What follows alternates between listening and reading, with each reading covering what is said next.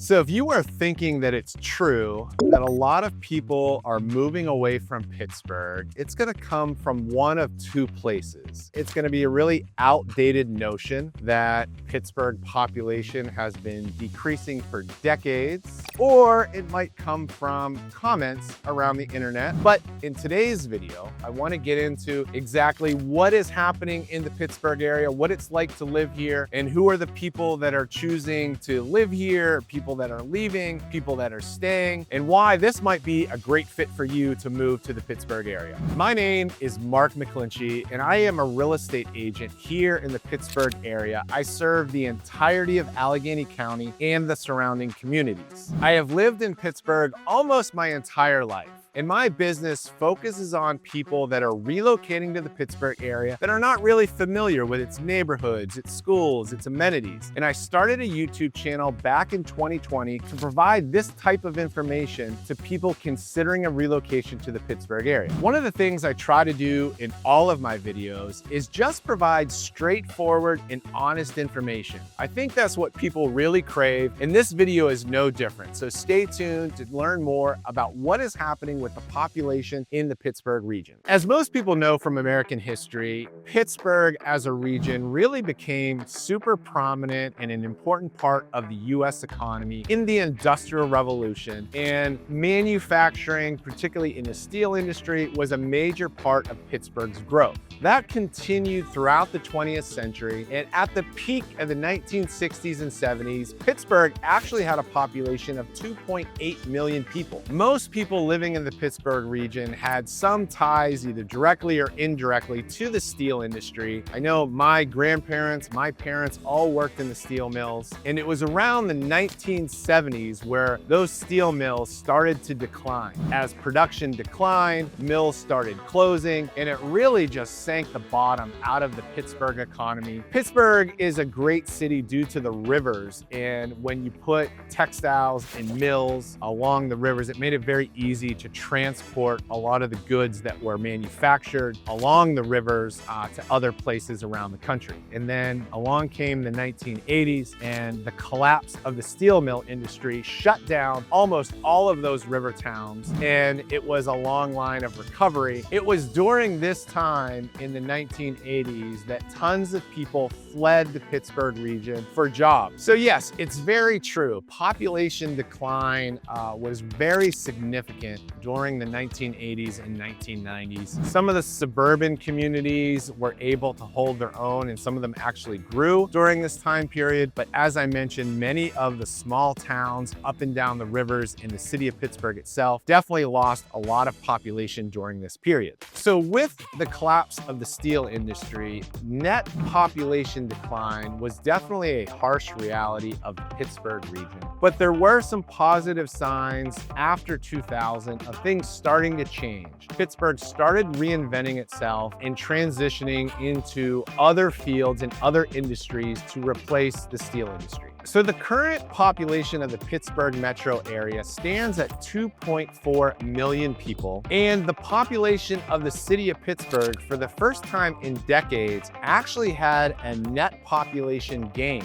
of a small amount. And this is significant because a lot of people will tell you that everybody is leaving the Pittsburgh area, everybody is leaving Allegheny County, and the numbers just do not bear that out. So if you are one of those folks that think everybody is leaving, I ask you to bring some receipts. Down in the comments, show me some data, some real data that can be backed up, that is reputable and reliable. The city of Pittsburgh recently posted a net migration gain of 1,600 people, which now that is not a huge number, but it is slowing the trend significantly. And it'll be interesting to see in the coming years if that actually has been reversed. So if you are thinking about jumping on the bandwagon, and you might be because you're watching this video, and you're thinking about relocating to the Pittsburgh area. So you need a little bit of help doing some research, because you're not just gonna move to a generic Pittsburgh region, right? You're gonna live in a specific neighborhood in a specific community. And for that, I have a relocation guide that is gonna jump into some of the most popular communities with the families that I work with. So on your screen is a QR code, and there's a link in the description to download a free,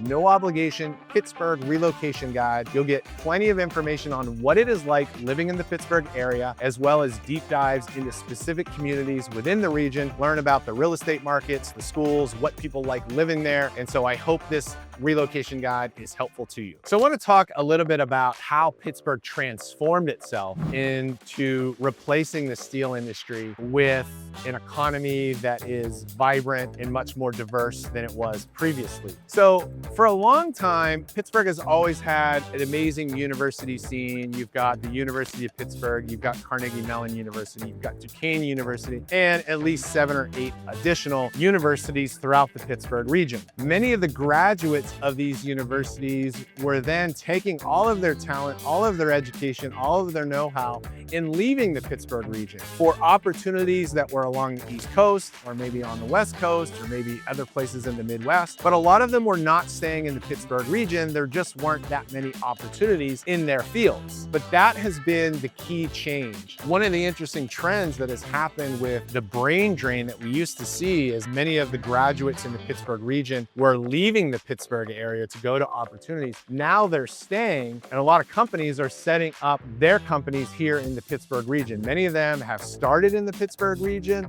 coming out of incubators and sort of startups that were associated with Carnegie Mellon and other universities in the area. But entire companies such as Google have set up secondary headquarters here in the Pittsburgh area because they're attracted to the brain power and the graduates that are here in the Pittsburgh area. Hazelwood Green has just opened down off of the Monongahela River, which was a huge brownfield former steel mill site, and now it is an innovation center. This isn't to even mention the advances that Pittsburgh has taken in the healthcare field. That's one of the major industries. Finance is another huge industry in the Pittsburgh region. So the economy in the Pittsburgh region is more diversified than it's ever been. And I think the prospects for how Pittsburgh is going to grow in the future looks very strong, as opposed to being reliant on just a single industry. So let's take a dive into some of the data that supports why Pittsburgh has become so popular, and some of the data points that will speak to its affordability and attractiveness, particularly as it relates to out-of-state home buyers that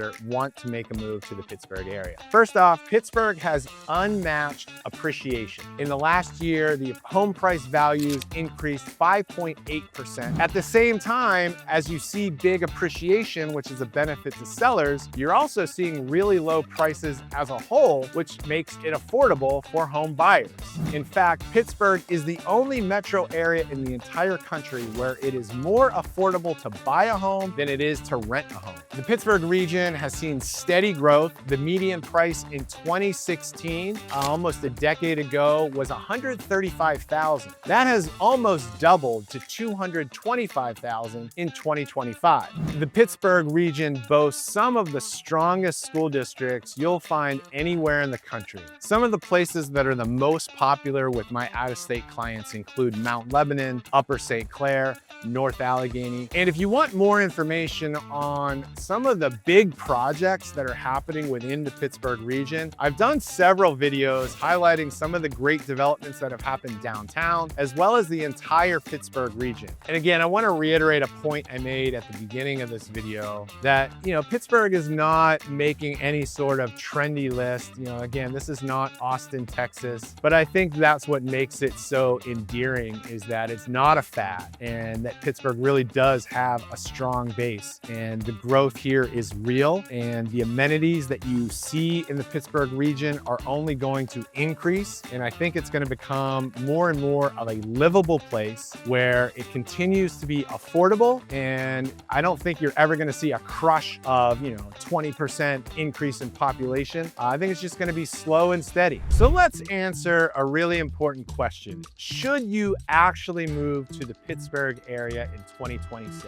Well, here's why you might want to consider a move. I think this is why Pittsburgh can be really a good fit for the following situations. If you're currently in a very high cost area and you're just looking for some breathing room, you want to trade in, a home where you have a really, really high mortgage and you want to lower your daily costs, then Pittsburgh is an absolute amazing choice to move locations where your daily cost of living is far lower than it would be in many of the places around the country. If you are looking for really strong public schools, well, look no further than Western Pennsylvania, up and down the region, throughout the entire Pittsburgh metro area. You've got really strong school districts, and I certainly can speak to the quality of schools because my kids went to multiple school districts. I worked in multiple school districts as both a teacher and a school administrator, and I can attest to the quality of teaching we have, the level of professionalism that we have from administration. The curriculums are all top-notch.